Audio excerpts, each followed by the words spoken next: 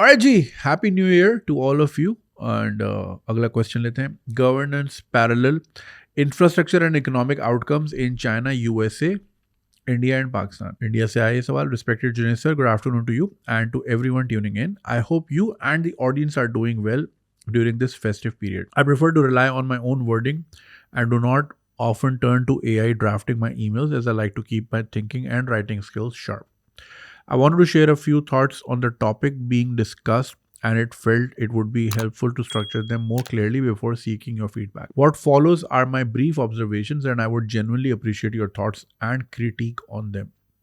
I'm writing this as a continuation of my college assignment where I examined rail infrastructure development in China versus the United States. I approached this topic as a student of infrastructure economics with my primary focus on how governance structures and leadership backgrounds shape large scale technical outcomes. By way of introduction, I hail from Jammu and I'm currently studying at Punjab University as a student of infrastructure and city planning and economist. My original assignment analyzed how China's engineer-driven governance enabled the rapid expansion of high-speed rail, while the United States, largely shaped by legal and political institutions run by lawyers, has struggled to execute comparable projects despite superior capital availability.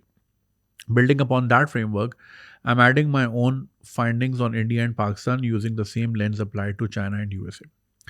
In China, engineers dominate decision making at the highest levels. Problems are defined technically, solutions are selected decisively, and execution is pursued at scale. This has resulted in the world's largest high speed rail network, sometimes criticized for overbuilding but undeniably transformative in connectivity and industrial capacity. In the United States, leadership and institutions are predominantly lawyer driven. This ensured strong safeguards, debate, and legal scrutiny. However, it also produces paralysis in technical execution. California's high speed rail project illustrates how lawsuits, regulatory loops, political bargaining, and redesigns can stall even well funded infrastructure. India presents a different model altogether. Economic governance has historically been shaped by accountants, administrators, and businessmen. Policy making prioritizes balance sheets, fiscal caution, and incrementalism. Large infrastructure is evaluated through cost control and political optics rather than systems engineering. With the exception of Prime Minister Narendra Modi, who does not neatly fit into either accounting or legal mold, India has lacked sustained technocratic leadership at scale. As a result, India's infrastructure growth is steady but slow. Projects take decades instead of years. Rail modernization, freight corridors, and urban transit are constantly under execution, yet rarely transformative in one decisive phase. Compared to China and even the United States, India remains behind not due to lack of talent or capital, but due to absence of an engineering mindset in national execution. My concern is that at the time India completes its long planned projects, the technological and economic frontier will have already moved forward. यानी जब तक बनेगा दुनिया आगे निकल जाएगी. Pakistan case is even more structurally constrained. Economic decisions making has largely remained under military influence or military aligned leadership. This system prioritizes control, short term stability, and strategic considerations over long horizon economic planning. Infrastructure and economic reforms are frequently disrupted by political turbulence, regional instability, and changes in power structures. Unlike China's engineer led continuity or America's institution led debate, Pakistan suffers from inconsistent policy direction. Projects are announced, halted, rebranded, or abandoned depending on the political cycle. This has resulted in Pakistan performing at the lowest level in South Asia on most economic and infrastructure indicators, despite comparable human potential. Chronic instability, civil military imbalance, and fragmented provincial politics further amplify this stagnation. In conclusion, the core insight from China versus USA comparison holds true across South Asia as well. No single mindset is sufficient. Engineering driven execution without political checks risks waste, while legal or bureaucratic dominance without technical authority leads to paralysis. India's unrealized potential and Pakistan's structural underperformance both stem from misalignment between who governs and what is being governed. Technical infrastructure requires engineers at the helm, economic systems require long term planners, political and legal matters require lawyers and institutions. When societies mismatch these roles, growth slows and opportunity is lost. This comparative extension is an afterthought conclusion of mine as an independent analytical edition of my original assignment. Yours truly. Alright ji, so जैसा कि आपने ये सवाल सुना काफ़ी interesting, जिसमें एक parallel draw किया गया गवर्नेंस और इंफ्रास्ट्रक्चर में इकोनॉमिक आउटकम्स चाइना में, यूएसए में वर्सेस पाकिस्तान एंड इंडिया। और इन्होंने बताया कि चाइना में चूँकि इंजीनियर लेड प्रॉस्पेक्ट्स होते हैं, तो वो उसका रिज़ल्ट भी हम देखते हैं कि किस तरह चाइना ने चंद ही सालों में हाई स्पीड रेल नेटवर्क पूरे चाइना में फैला दिया। और इस बात का मैं भी गवाह हूँ। और आप अक्सर इस तरह की वीडियोस भी देखते हैं कि जी शंघाई 1987 में इस तरह दिखता था और अब इस तरह दिखता है, राइट। मेगा सिटीज़ बनाए और बड़े बड़े डैम वगैरह वगैरह। वेर एज यूएस में आज भी रेल रोड उस तरह की अवेलेबल नहीं है, उतनी ज़्यादा नहीं है, ठीक है ना। एक तो इसकी बुनियादी वजह ये है, देखिए बड़ा तो चाइना भी है, लेकिन चाइना में सारी इकोनॉमिक एक्टिविटी एक ही जोन में हो रही है। अमेरिका 50 मुल्क हैं। अगर आप टेक्सास के एक कोने से गाड़ी चलाएं ना और 14 घंटे गाड़ी चलाएं, आप फिर भी टेक्सास में ही होते हैं, राइट। आप कराची से होपफुली इस्लामाबाद 14 घंटे में पहुंच जाते हैं अच्छी स्पीड पे अगर आप जाएं। इतना बड़ा तो खाली टेक्सास है, और फिर उस जैसी 50 और स्टेट्स हैं। तो अमेरिका में इट्स नॉट इकोनॉमिकली वायबल उस हिसाब से रेल रोड बनाना। और जो बनाया भी, मुझे उसके एग्जैक्ट नहीं पता ट्रैक कितना कवर करता है वगैरह वगैरह। फ्रेट ट्रेन्स तो हैं अवेलेबल, बट और चूँकि अमेरिका जो है हेनरी फोर्ड ने डिज़ाइन किया, और कॉरपोरेट्स वहाँ काफ़ी रूल करती हैं, तो कॉरपोरेट्स का काफ़ी इन्फ्लुएंस वहाँ दिखता है। Do you know for a fact कि जो सैटरडे और संडे की छुट्टी है, ये हेनरी फोर्ड ने शुरू की थी, क्योंकि भाई 2 छुट्टियाँ होंगी तो पब्लिक गाड़ी में बैठ के जाएगी, जितनी गाड़ी चलाएगी माइलेज बढ़ेगी, वेर एंड टेयर होगा, नई गाड़ी लेने आएगा। So Henry Ford was the guy who influence weekend. Please correct me if I am wrong.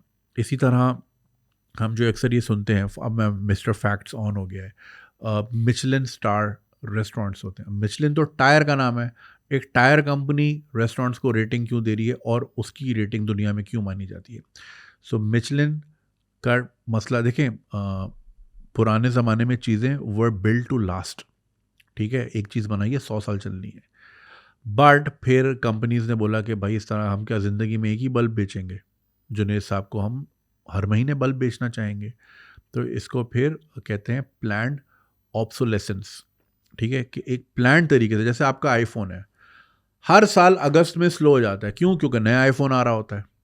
तो वो जानबूझ के आपके फ़ोन को आहिस्ता आहिस्ता आहिस्ता आहिस्ता इतना स्लो करते हैं कि जब आप एप्पल के स्टोर में जाके चलाते हैं तो आपको वाज़ह डिफरेंस फील होता है। और वो ओवर द कोर्स ऑफ एक दिन नहीं होता, over the course of few months होता है। आपका फ़ोन आहिस्ता आहिस्ता स्लो करता है, आहिस्ता आहिस्ता स्लो करता है, एंड एप्पल हैज़ अग्रीड, उन्होंने एक्सेप्ट किया इस चीज़ को। वो चाहते हैं कि वो ऑब्सोलीट हो ताकि आप नई डिवाइस में, अब things are not built to last. आपको याद होगा आपका रेफ्रिजरेटर, अगर आपने 80s 90s में कैलविनेटर का यूज़ किया है या किसी भी ब्रांड का, तो भाई वो 20-20 साल चलते थे। The fridge that we had it late 80s में। माय ताया got it from Saudi. Kelvinator का एक ब्रांड होता था किस ज़माने में। It stayed with us till 2012, आराम से 25 साल निकाले उसमें। मतलब हमारे साथ फ्रिज भी बड़ा हुआ ना, फ्रिज ने सब कुछ देखा हमारा, लिटरली। तो things were built to last. अब चूँकि कैपिटल क्रोनीज का इन्फ्लुएंस ज़्यादा है, तो वो चीज़ें ही ऐसी बनाते हैं कि हर साल आप अब बदलते हो। टीवी, हमारा नेशनल का टीवी इतना लंबा चला, सोनी का ट्रिनिट्रॉन इतना लंबा चलता था भाई, ठीक है। अब जो है 4 साल भी बड़ी बात कह रहा हूँ। टीसीएल का मैं ज़ाहिर एम्बेसडर हूँ, और मैंने 4 साल से मैं यूज़ कर रहा हूँ जो मेरे स्टूडियो नंबर 2 पे आया था, गेमिंग टीवी, बहुत बड़ा 65 इंच का। अभी तक ओके चल रहा है, बट अब कलर्स में थोड़ा सा मुझे फ़र्क नज़र आने लगा है, राइट। बट 4 साल बड़ी बात है, आज के दौर में 1 साल से ऊपर टीवी चलता ही नहीं है। तो ये इसलिए क्योंकि ताकि आप बार बार ख़रीदें। अब इसका ज़ाहिर है एक क्लाइमेटिक कॉस्ट भी है, क्योंकि इट एड्स टू, ज़ाहिर है, ट्रैश, एंड देन फिर लाखों की तादाद में, करोड़ों की तादाद में आप हर साल फ़ोन्स फेंक रहे हैं। अब हर साल आप टीवी, लैपटॉप, ड्यूड, इसका इतना बड़ा फुटप्रिंट है ना, सोचे आपकी। सो मिचलिन टायर ने बोला कि भाई हमारा टायर तो चलेगा 20 साल, इसको रगड़े कैसे, ठीक है। तो उन्होंने फिर दूर दराज के रेस्टोरेंट्स को रेटिंग देना शुरू की कि भाई फलाना रेस्टोरेंट जो घारों में कैफ़े इमरान है ना, क्या उनका रोष है। अब आपने बोला अच्छा यार मिचलिन कह रहा है तो अच्छा होगा, उसको रेटिंग अच्छी दे दी। अब हम गाड़ी में बैठ के जा रहे हैं 2 घंटा दूर खा रहे हो और कैफ़े इमरान पे खा रहे हो, और वाकई वो अच्छा भी है, नो डाउट मिचलिन की रेटिंग होती ओके है, ठीक है ना। तो दूर दराज की इसलिए कि जितना टायर चलेगा वेयर एंड टेयर होगा, उतना पंक्चर होगा, उतना पंक्चर होगा, वेयर एंड टेयर के बाद फिर आप नया टायर खरीदेंगे, तो इसलिए टायर की कंपनी को रेस्टोरेंट्स करने पड़े, राइट। सो अमेरिका में ना ये चीज़ बहुत ज़्यादा है कि वो कैपिटलिस्ट ड्रिवन सोसाइटी है। तो वहाँ पे ज़ाहिर है अब ऑयल, सबको ऑयल पे लगाना था, तो वो क्यों ट्रेन्स बना के ज़िंदगी आसान करते हैं यूरोप की तरह। बट देन अगेन यूरोप के शहर बहुत छोटे हैं, अमेरिका के शहर बहुत बड़े हैं, तो वो रेल रोड बनाने जाते हुए इकोनॉमिकली वायबल ऑप्शन कभी होता भी नहीं। बट देन अगर आप if you look at the course of the last 60 years, जितने लाखों गाड़ियाँ सड़कों पे रुली हैं उससे तो कम ही होता। बट फिर वही अमेरिका में ना, अमेरिका इंडिविजुअलिज्म को बहुत वो करता है, प्रोमोट करता है। आप अमेरिका में जाएं, आपको बड़े बड़े बिलबोर्ड नजर आएंगे लॉयर्स के, Akram and Akram lawyer, are you injured, call us right now. Individuality बहुत प्रोमोट होती है, whereas in England institutions promote होते हैं। इंग्लैंड में आपको कभी इस तरह का ना किसी आदमी का बिलबोर्ड नहीं नजर आएगा, अमेरिका में तो उतरते ही आपको नजर आएगा। सो वहाँ पे ना ये individual expression, which is why it's like the most free country in the world, individuality की बड़ी वो है। तो फिर इंडिविजुअल को अपनी गाड़ी, अपना घर, फलाना ढिमकाना। खैर इट्स अ बिग कंट्री, सो अगर रेल रोड के पॉइंट ऑफ व्यू से ही हम बात करें तो वो कैपिटलिस्ट को नहीं वारे खाता होगा, तो उन्होंने ये चीज़ें कभी आने ही नहीं दी। रही बात चाइना की, देखिए भाई इसमें ना लुइस सीके का एक बहुत अच्छा जोक है, एक like it's like a whole set. वो ये है कि स्लेवरी गेट्स शिट डन। अगर आप थोड़ी देर के लिए आंखें बंद कर लें कि आई डोंट वांट टू सी, तो you get great stuff man. अब ये जो आप आईफोन लेके बैठे मुझे देख रहे हो, तो ये आईफोन जिन फैक्ट्रीज में बनता है वहाँ पे नेट्स होते हैं, क्योंकि लोग छलांगे मारते हैं। आई किड यू नॉट, मैं एक पाकिस्तानी फैक्ट्री में गया, चाइनीज ड्रिवन, मैंने इतने अलर्ट पाकिस्तानी ज़िंदगी में नहीं देखे जितने उस चाइनीज, ऐसे कमर सीधी करके बैठे हुए थे, और वो ना इधर देख रहे थे ना इधर देख रहे थे, मुझे तो लगता था डंडे पड़ते होंगे उनको। मैं इतने क्यों, वरना अपना बंदा तो भाई वो फिर पैर ऊपर करेगा, नाखून से खेलेगा, मैल निकाल के इधर उधर फेंकेगा, बॉल बना के मैल की। भाई ऐसे जैसे आप किसी कॉन्सेंट्रेशन कैंप में आ गए हो, ठीक है। इतने मतलब सीधी कमर वाले पाकिस्तानी मैंने पाकिस्तान में कहीं नहीं देखे, राइट। रिलैक्स ही देखे हैं लोग थोड़े। तो चाइना में जिन फैक्ट्रीज में एप्पल के फ़ोन बनते हैं या दूसरी डिवाइसेस बनती हैं, वहाँ लोग बाकायदा खुदकुशी कर लेते हैं, because the job is insane and that's why it cost cheaper, because the labour is so cheap. वो कहते हैं ना, जब iPhone 7C आया था ना, तो द जोक वॉज फेमस कि that's how much a 14-year-old gets paid an hour to make an iPhone। 7 cent ही मिलते होंगे उसको। तो वहाँ बाकायदा फैक्ट्रीज में नेट्स लगे हुए हैं, ठीक है। तो आपको दिखता नहीं है। वियतनाम में 12 साल का बच्चा आपका नाइकी का जूता बना रहा है, तभी वो अफोर्डेबल तो फिर भी नहीं है।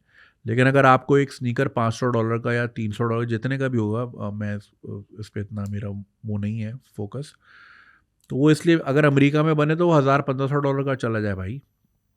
तो अगर आप कुछ देर के लिए अपनी आंखें out of sight out of mind कर लें, तो ज़िंदगी ग्रेट है यार। मतलब आपको ज़बरदस्त शीन के कपड़े 15 दिन के अंदर मिल रहे हैं कैलिफोर्निया में बैठे बैठे, चाइना से। वो एक एक फनी रील थी। वो एक कंटेनर शिप है, सॉरी एक शिप है फुल ऑफ कंटेनर्स, और वो रकेट समंदर में ना यूं यूं यूं करके आ रही है। तो उसमें किसी ने लिखा हुआ था, माई $15 pocket pussy, Steve McQueen pocket pussy making it's way from टीमो headquarters, right. आप हर छोटी छोटी चीज़ चाइना से मंगा रहे हो, वो आपको ज़्यादा सस्ती पड़ रही है एज अपोज टू कि आप यहाँ सदर चले जाओ, राइट। सो वो सस्ती क्यों पड़ी है, कभी सोचा है? मतलब आप सोचे कि यार एक चीज़ मुझे पड़ी ही $1 की है या $5 की है, वो चाइना से यहाँ तक पहुँची कैसे $5 में? ठीक है, they working on big scale.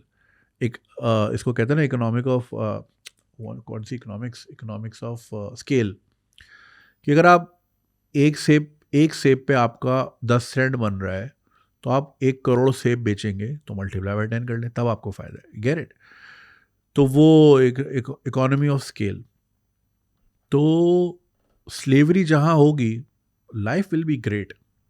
But अगर आप इग्नोर कर सको, ठीक है, we love the Middle East for its infrastructure, but can you fucking work at 50 degree Celsius, वो भी रोड पे डामर बनाना, मतलब रोड आपने पेव करना है। आम जिंदगी में कहीं रोड पेव हो रहा होता है, कितनी गर्मी होती है वहाँ, जाहिर है वो उसको हीट करते हैं, सब कुछ करते हैं, मगर हम वो देखते नहीं है ना, या हम वहाँ से गुजरते नहीं है, या वो एरिया कॉर्डन ऑफ होता है। अभी सबने बुर्ज खलीफा पे एंजॉय तो कर लिया फायरवर्क, बुर्ज खलीफा बना कैसे था, कभी पता है, कभी सोचा है इस बारे में? तो बस अगर आप अपनी आंखें बंद कर लें, लाइफ इज़ ग्रेट मैन। तो चाइना जिस हिसाब से काम करवाता है और जिस तरह मामलात वहाँ होते हैं, तो इसलिए हाई स्पीड बन जाता है भाई, 15-15 दिन में वो पूरा अंडरपास खींच देते हैं, बल्कि एक एक दिन में भी बना लेते हैं। कुछ बिल्डिंग्स के तो एक दिन में एक फ्लोर बना देते हैं भाई। एफिशिएंसी अपनी जगह बिल्कुल ठीक है, बट वही वाली बात है ना, चीप लेबर है, एक्सप्लॉयटेशन है कहीं ना कहीं। Same goes for middle east. 1500 दिरहम तनख्वाह होती है यार बेचारों की, लेबर की, काम करें ना ज़रा उस तरह।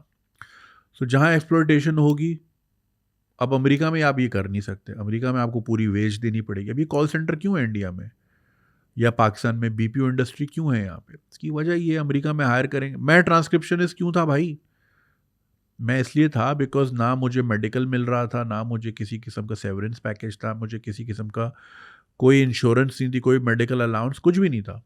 मैं जितना काम करता था उतने पैसे मिलते थे, बट बिकॉज वो डॉलर में थे मेरे लिए वो भी बहुत थे, हालांकि उनके लिए वो बहुत कम थे। Right, I was a cheap labour. तो जहाँ एक्सप्लॉयटेशन होगी वहाँ आपको रिजल्ट्स भी फिर दिखेंगे। ऐसा नहीं है कि फिर रिजल्ट्स दूसरी जगह नहीं है। ये जो आपने बात की अमेरिका वगैरह की, वो चेक्स एंड बैलेंसेस इतने देखें। somebody had rightfully pointed out कि एक साइकिलिस्ट था, फ्रेंच साइकिलिस्ट था, he was riding from Dubai to Abu Dhabi, so he encountered a pothole. अब ज़ाहिर है आप इतनी स्पीड में डाउन स्ट्रीम आओगे तो पॉट होल ज़रा आपकी साइकिल को बड़ा अच्छा डैमेज कर सकता है। उसने रुका, उसने रील बनाई, अगले दिन उसने दोबारा बनाई कि यार आरटीए ने देखो बना भी दिया रोड। राइट।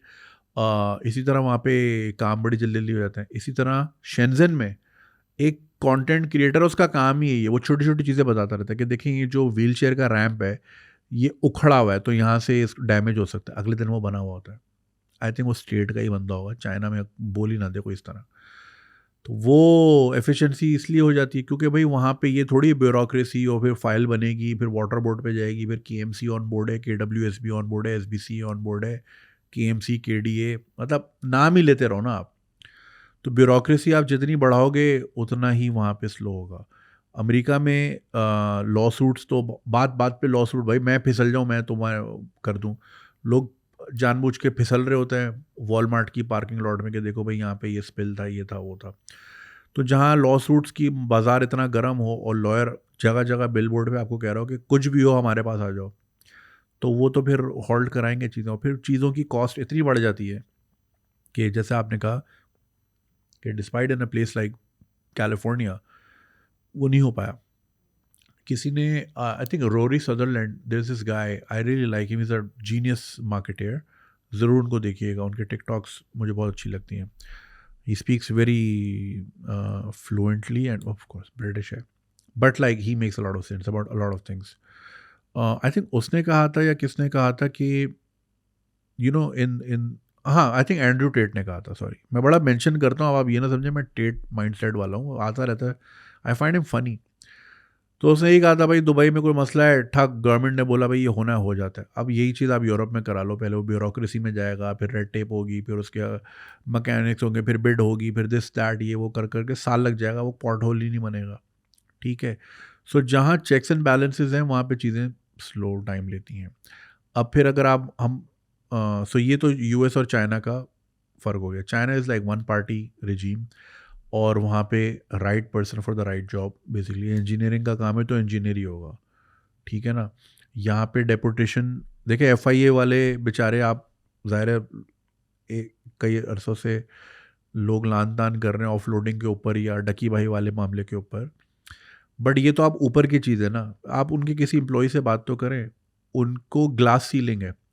जो जो एक बंदा एफआईए में, सॉरी मैं ऑफ टॉपिक जा रहा हूँ, बट मैं उसी चीज़ पे आ रहा हूँ कि एक्सपर्टीज़, लैक ऑफ एक्सपर्टीज़ वाले लोग ऊपर बैठे होंगे तो काम कैसे होगा।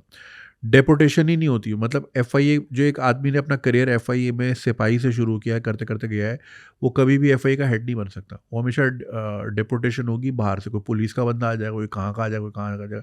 वो 2 साल के लिए आता है, जब तक उसको काम समझ आता है उसका ट्रांसफ़र हो जाता है। तो जब हेड ही आप बाहर से बंदा लाओगे, इट्स लाइक, मैं एक यूट्यूब कंपनी हूँ, मुझे पता है कंटेंट डिज़ाइन कैसे करना है, थंबनेल कैसे बनना है, अपलोडिंग टाइम क्या है, इसकी पीछे बहुत बड़ी साइंस है। कभी ये वीडियो भी बनाऊंगा पब्लिक नॉलेज के लिए। अब इस पे आके मैं कोई टेक्सटाइल इंजीनियर बिठा दूँ, केमिकल इंजीनियर बिठा दूँ, तो वो तो जब तक समझेगा इस चीज़ को तब तक तो उसके जाने का टाइम हो जाएगा। तो इंडिया पाकिस्तान में ये बड़ा मसला है, wrong person for the right job, ठीक है, या फिर कभी कभी तो होता ही नहीं है।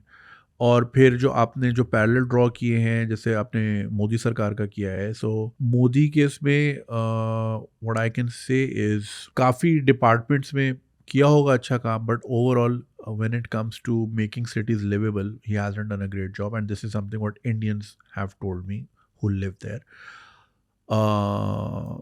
मतलब अमीर दोस्त तो ओके हो गए हैं, मतलब अडानी वडानी ये सब ज़्यादातर फोकस वहाँ रहा है, मगर developing liveable cities, providing tax benefits तो दिया है काफ़ी, बट लिवेबल सिटीज़ पे फोकस नहीं किया। डिपार्टमेंट्स में किया होगा अच्छा काम। और अब जैसे जी जिनपिंग है, he is a chemical engineer, तो भाई वो एक प्रोसेस से गुजरा है, उसको वो अंडरस्टैंड करता है इन चीज़ों को, एक्सपर्टीज़ है उसकी। Again, you don't have to have a particular degree to run a country, you have to be a good manager basically. हमारे यहाँ देखो मैनेजमेंट क्यों नहीं हो पाती, क्योंकि सबको इनसिक्योरिटी है। पाकिस्तान की बात कर ले तो यू राइटफुली सेट कि इंटरवेंशन बहुत है दूसरे डिपार्टमेंट्स की हर जगह, तो चीज़ें नहीं हो पाती। और फिर जाहिर है, अब देखें, इसकी एक बड़ी आसान मिसाल है। जब बाजवा साहब थे आर्मी चीफ, तो कोई एक मसला हुआ था, तो किसी ने अपील की थी आर्मी चीफ को। अब ये काम एक लोकल एसएचओ का था, आई थिंक कोई कराची का बिजनेसमैन था, उसको कोई प्रॉब्लम हो रहा था, आर्मी चीफ से अपील। अरे आर्मी चीफ तेरे उस पर आएगा, वो बैठता ही नहीं है। We don't know who to ask, first of all we don't know who to trust, and then we don't know who to ask. अगर मेरी बिल्डिंग में प्लम्बिंग का इशू है, तो मैं इलेक्ट्रिकल इंजीनियर थोड़ी बुलाऊंगा भाई, मैं प्लम्बर ही बुलाऊंगा जो समझता हो उस चीज़ को, रेलेवेंट बंदा।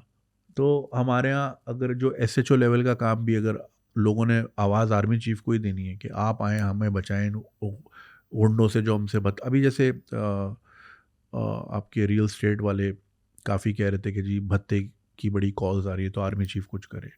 अब ये काम एसएचओ का है, बट ट्रस्ट ही नहीं है, सो मिसट्रस्ट बहुत है ऑन इंस्टीट्यूशंस, ऑन डिपार्टमेंट्स। तो फिर रह दे के सब एक ही जगह जाते हैं। अब वो अपना काम करे भाई, वो फील्ड मार्शल है, वो मुल्क देखें, रीजन इतना हॉट चल रहा है आजकल, वो यमन की सिचुएशन देखें, लिबिया की सिचुएशन देखें, इसराइल की सिचुएशन देखें, अपनी 4 बॉर्डर एक्टिव हैं वो देखें, या वो भत्ताखोरों से लड़ें। भाई जिस उनका काम ही नहीं है भाई, he can influence for sure, but deep down तो भाई लोकल आदमी नहीं काम करना है। बट वही हमारे यहाँ lack of trust in departments, एक ही इदारे पे सबका ट्रस्ट जाता है, सो दैट्स अ प्रॉब्लम। और फिर हमारा जो विजन भी होता है वो लॉन्ग टर्म नहीं होता, स्ट्रेटेजिक नहीं होता, हमारा ज़्यादातर होता है कि इस हुकूमत में जो अच्छा लगे। अगेन, एजुकेशन पे कोई काम क्यों करे जब एजुकेशन आप मेजर नहीं कर सकते। आप रोड्स मेजर कर सकते हो, राइट, आप इंफ्रास्ट्रक्चर मेजर कर सकते हो। पुल बन जाता है 6-8 महीने में, तो आप पुल दिखा के वोट ले सकते हो, कूल भी बन जाएगा 6-8 महीने में, बट वो टैंजेबल नहीं है ना, यू कांट मेजर। आप ये बोल सकते हो कि जी इतने हज़ार ग्रेजुएट्स हुए, बट लाइक मुल्क में क्या बेहतरी है उनके होने से, you can't measure that, right. तो इसलिए इनका फोकस मेजरेबल चीज़ों पे होता है, बिकॉज शॉर्ट टर्म इनका करियर होता है क्रिकेटर की तरह, तो उसी के अंदर इन्होंने देखो रह दे के जितने पॉलिटिशियन हैं सबके दौर में मार्शल लॉ तो आया है, तो 10 साल तो वही माइनस हो जाते हैं, ठीक है।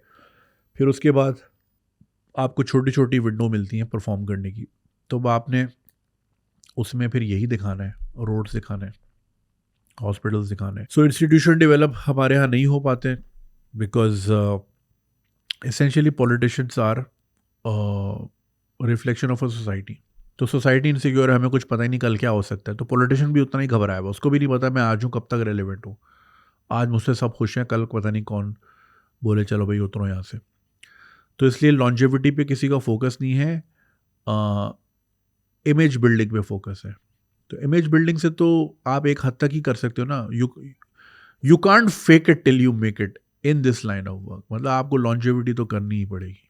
आप कुछ अरसे तक डिफरेंट टचेस यूज़ कर करके आप फेक कर सकते हैं, but it's not long lasting.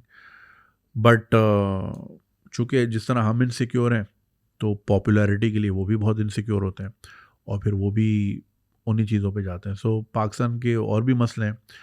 India में कम से कम ये कि पता है कि एक डेमोक्रेटिक गवर्नमेंट के बाद दूसरी डेमोक्रेटिक गवर्नमेंट ही आएगी, राइट? और उसमें किसी और का अमल दखल नहीं होगा, इन्फ्लुएंस नहीं होगा, कोर्ट्स अपना काम करेंगी, हर कोई अपना काम करेगा। यहाँ पे यही नहीं पता ना कौन क्या करेगा, कौन किस तरफ आ जाएगा। जज बोलेगा मैं डैम बनाऊंगा, अब जिसको डैम बनाना है तो बोलेगा फिर असी घर जाइए, फिर की करिए, फिर आप ही बना लो डैम। तो मैं आके फिर सुप्रीम कोर्ट का चीफ जस्टिस बन जाऊं, आप डैम बना लो, मैं वो बन जाऊँ, लेकिन वो भी नहीं। तो भाई अब इसमें बूमर माइंडसेट में अब क्या ही हो जाएगा। सो नो डाउट चाइना में एफिशिएंसी है, but at the cost of what, that is like अ वेग एरिया। ठीक है, मिडल ईस्ट में भी काफ़ी एफिशिएंसी है, but at the cost of what. So या बाकी हमारी इंस्टीट्यूशनल इंस्टेबिलिटी है, और इंसेंटिवाइज वही चीज़ होती है कि जिसमें चंद लोगों का फ़ायदा है। पब्लिक ड्रिवन पॉलिसी नहीं होती, एलीट ड्रिवन पॉलिसी है। एलीट कहाँ पे मैक्सिमाइज कर सकती है अपना, एलीट कैप्चर में हम बेसिकली फंसे हुए हैं। तो उनको जिस चीज़ में फ़ायदा है वो पॉलिसी उसी तरफ डिराइव कर लेते हैं, ठीक है ना। गंदुम उगेगी, सारी एक्सपोर्ट कर देंगे, बोलेंगे ओ मुल्क में कम हो गई, वापस ले आओ। तो दोनों एंड से वही कम आता है, चिट भी मेरी पट भी मेरा। सो जहाँ पे इस लेवल की चीटिंग हो, तो वहाँ पे किसी भी किस्म का पॉलिसी फ्रेमवर्क, कोई इंफ्रास्ट्रक्चर, एफिशिएंट काम हो नहीं पाएगा, कभी हो ही नहीं सकेगा। But nevertheless, this your work is exceptional. Your argument was very analytical, very original, and very thought provoking. I hope I was able to perfectly frame it. However, it's not my area of expertise. I can only speak from the standpoint of what I understand or what I have understood so far with regards to how things work around the world. But I hope sanity prevails and जो लोगों के लिए बेहतर हो वो हो। लेकिन फिर वही वाली बात है, हर जगह किसी न किसी किस्म का कैपिटलिस्टिक एलीट कैप्चर है विच limits and inhibits progress, because जब चंद लोगों का फ़ायदा काम किए बगैर हो सकता है, तो काम करके मासेस का फ़ायदा क्यों किया जाए। सो या, but thank you so much for your question, appreciate it. अगर आपको ये वीडियो पसंद आई और आप इसका पूरा वर्जन देखना चाहते हैं तो लिंक कमेंट सेक्शन में दिया गया है। हमारे यूट्यूब चैनल पे पूरा वर्जन मौजूद है और चैनल को सब्सक्राइब करना नहीं भूलिएगा। शुक्रिया।